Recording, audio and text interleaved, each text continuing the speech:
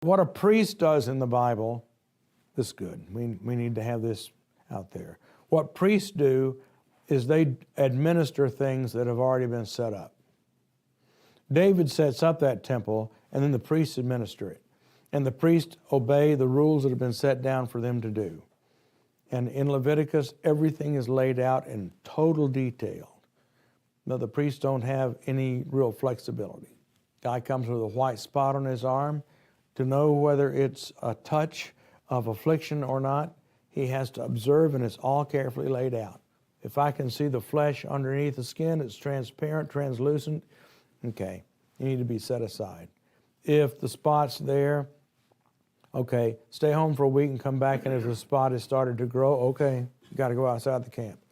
It's all laid out. Well, what if it doesn't grow? What if it's still the same size after 1 week? Well, stay home for another week and come back again. If it's shrunk, okay, you're fine.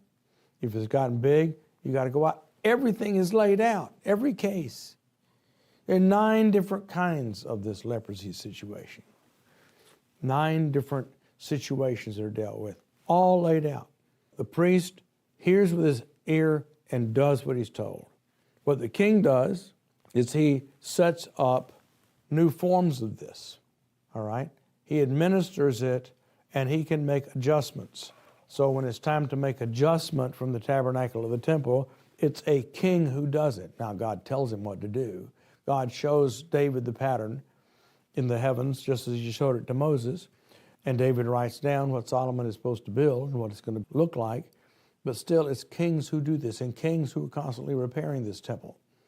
So the king's job is to set it up. The priest's job is to administer it. But the prophet's job is to tear down an old world and create a new world by his words alone.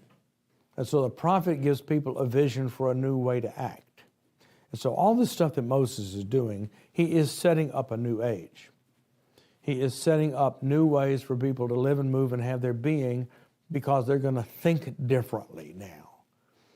And Ezekiel spends 32 chapters tearing down an old world, and then the rest of the book is to give a vision for a new world so that people move and act and function differently.